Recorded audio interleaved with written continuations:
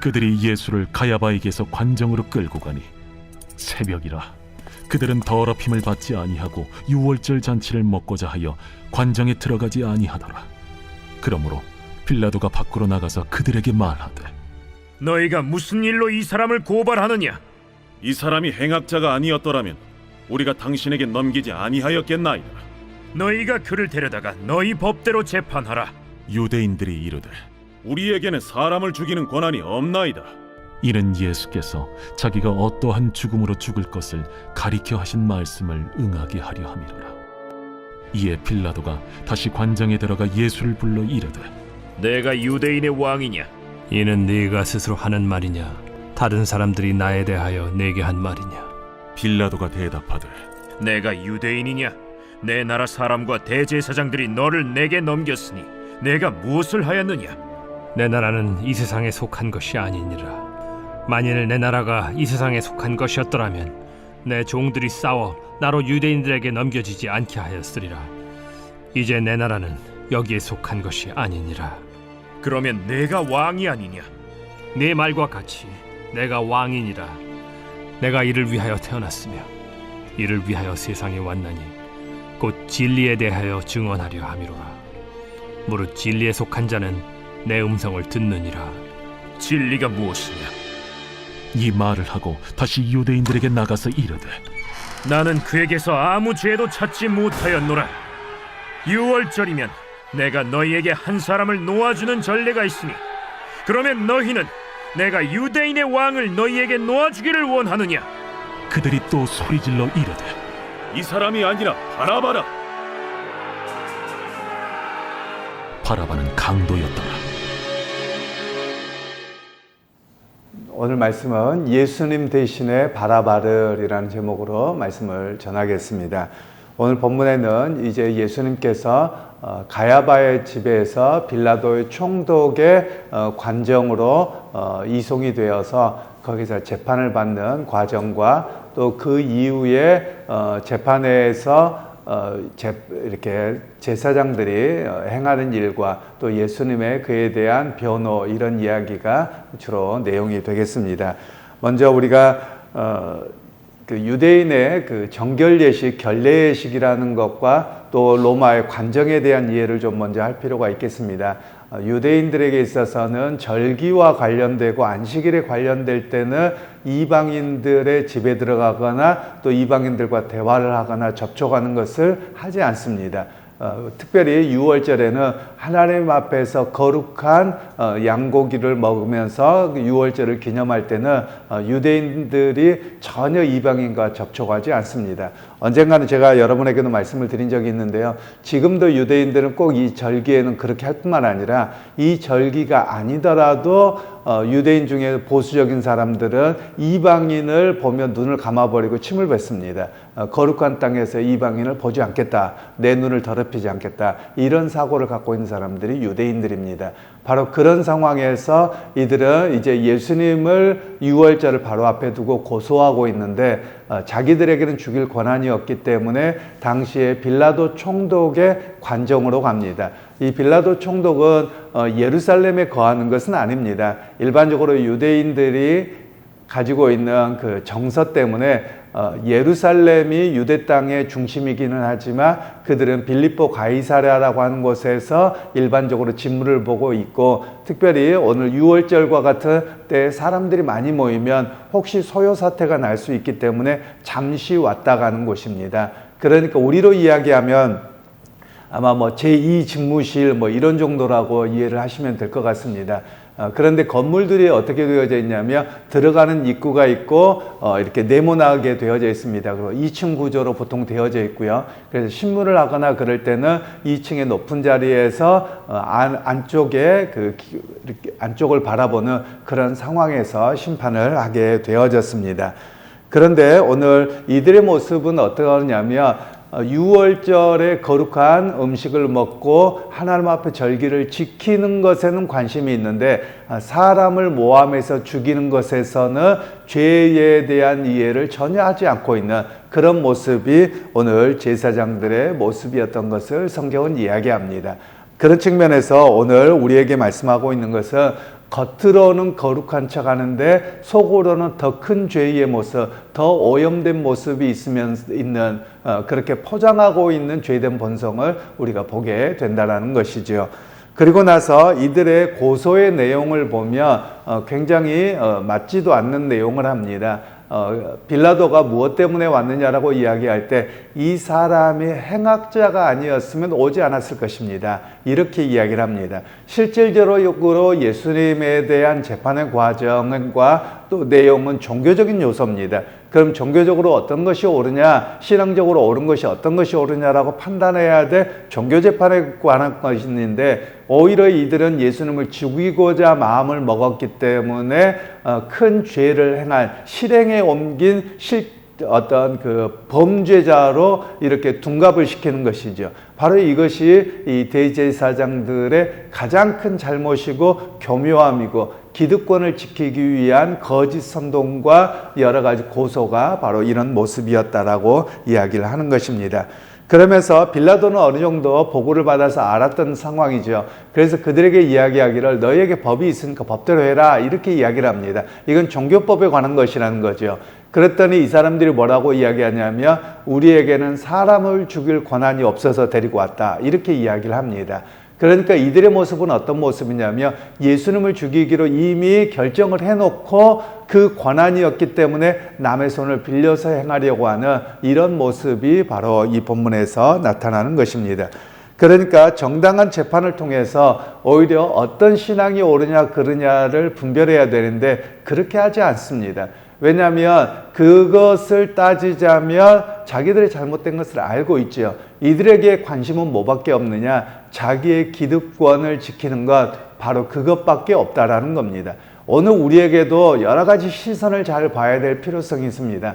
세상의 어떤 정치만이 아니라 교회 안에서도 마찬가지고요. 사람들 행하는 모습을 보면 대부분의 사람들은 어떤 이슈만을 가지고서 그 이슈에만 파묻히고 맙니다. 그리고 그렇게 합니다. 그런데 실제로 그 이슈를 만들어낸 사람의 뒷모습을 보면 기득권을 지키기 위해서 사람들을 이용해 먹고 있다는 겁니다. 오늘날의 정치도 마찬가지고 특별히 선동가들일수록 더합니다. 바로 그런 면에서 그리스도인들은 깨어 있어야 되는, 그리고 그것이 얼마나 세상에 악한 것인가를 분별할 줄 알아야 됨을 오늘 성경은 먼저 말씀을 하고 있습니다.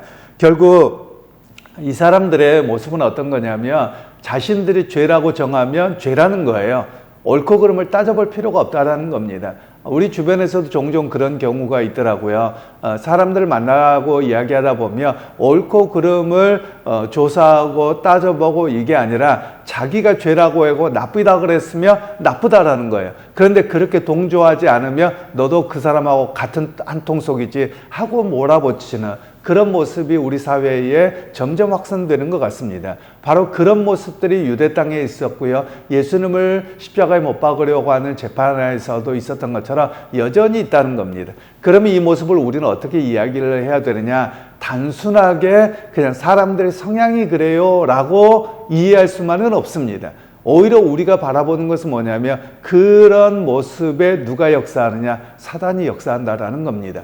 그래서 이 사단의 역사에 빠져들지 않으려면 선동가들에 의해서 장난쳐지는 그런 모습, 기득권들이 사실은 다 챙기는 것이거든요. 그리고 뒤에 나중에 손절합니다. 바로 그런 모습에 속지 않는 그리스도인이 되어야만, 또 세상에서 속한 그리스도인으로 살아가면서 그런 것에 이용당하지 않아야 됨을 오늘 우리에게 말씀하고 있는 내용들입니다. 예수님에 대해서 이제 빌라도가 재판을 하는 것 가운데 물어봅니다. 너를 고소한 사람들이 누구고 왜 고소했느냐라고 물어보죠. 그에 대해서 예수님께서는 말씀하시기를 내 나라는 이 땅에 속한 것이 아니다. 내 나라는 너희가 아는 것과 다르다라는 이야기를 하고 계시는 것이죠. 그러면서 만일 내 나라가 이 땅에 속한 것이었다면 내 사람들이 와서 전쟁을 불사하고 막았을 것이다. 그러나 내 나라는 이 세상의 나라와 다르다라는 겁니다. 그런 측면에서 우리가 교회에 대한 이해를 좀 잘 할 필요가 있습니다. 물론 교회가 또 성도들이 이 땅에 속한 사람으로 살아가기는 합니다만 영원히 이 땅에 속한 사람과는 다른 이방인으로 살아가는 겁니다. 즉 우리는 외계인처럼 여김받는 게 당연한 거예요.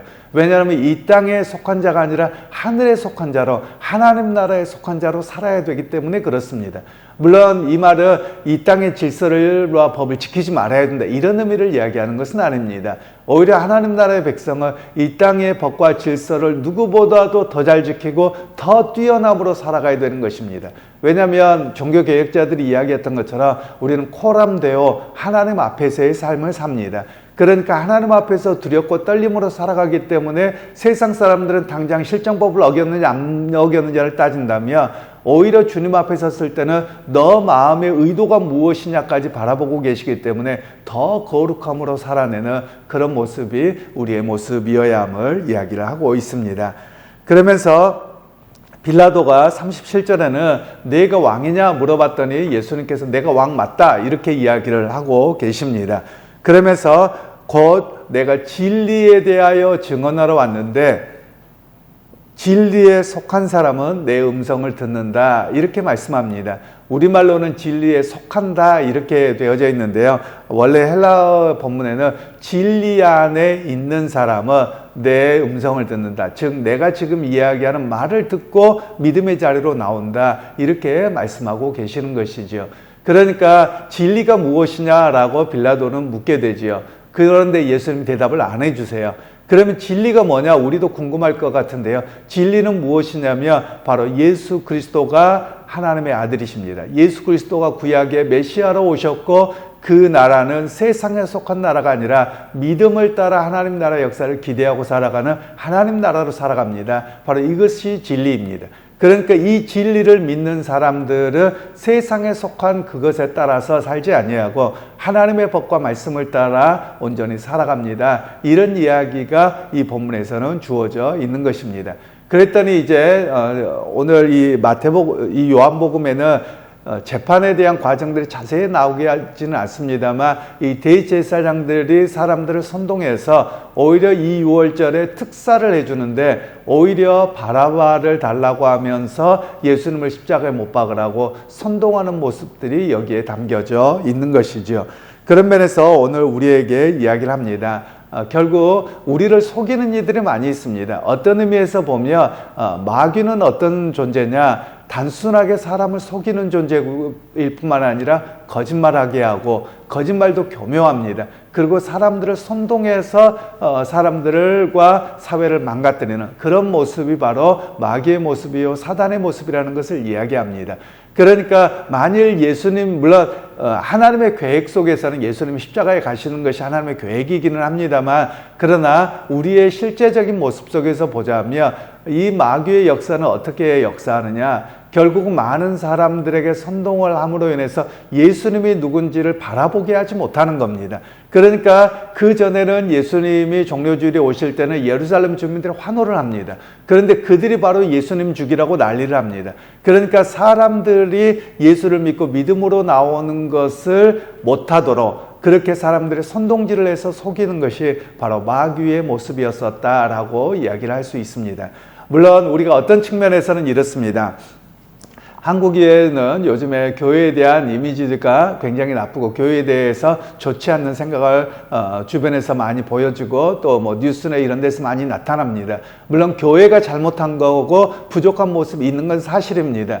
그런데 그 뒤에 사람들에게 그런 걸 심어주는 역사는 누가 하느냐? 결국은 사단의 역사라는 겁니다. 왜냐하면 교회를 나오고 믿음의 자리에 나와야지 구원을 받는데 그 자체를 차단하려고 하고 오히려 다른 데로 가게 하는 겁니다. 그러니까 오늘 우리가 단순하게 물론 어떤 뉴스가 사단이다 이렇게 말하는 것은 올바른 게 아니고요. 그러나 그 뒤에 역사하는 시대정신, 그리고 시대정신 뒤에서 역사하는 사단의 계략을 우리가 알 필요가 있다는 겁니다. 그러면 우리가 어떻게 해야 되느냐, 어떤 방송사나 뭐나가 잘못됐다 이렇게 이야기하기보다도 오히려 우리가 더 거룩한 모습으로 살아들여서 거룩한 영향력, 선한 영향력을 우리가 끼쳐야 되는 모습으로 오늘 우리에게 말씀하고 계시는 겁니다. 그러게 여러분, 오늘 우리가 믿음 생활하면서 세상 속에도 살아갑니다. 그런데 세상 속에서 선동하면서 사람들의 어떤 마음들과 여러 가지를 빼앗는 그런 모습들이 사단의 역사요, 또 기득권들이 자기를 지키고 사람들만 이용하고 버리는 그런 모습이라는 것을 우리가 잘 간파하고 깨달아서 세상 속에서 내 신앙 또 내 삶을 잃어버리지 않고 바른 길을 걸어가게 되는 그런 우리 모두가 되시기를 주님의 이름으로 축원합니다. 하나님, 오늘 또 대제사장들과 그리고 수많은 이들이 자기의 기득권을 지키기 위해서 사람들을 속이고 그리고 바라바를 속이고 또 그를 압박해서 자기들이 얻고자 하는 모습들을 얻는 그런 역사를 보았습니다. 하나님, 이런 역사가 사단의 역사요, 하나님 나라에 반대하는 역사였던 모습입니다. 하나님, 오늘 또 우리 안에 주변에서 벌어지는 많은 일들이 이런 모습들과 너무 유사합니다.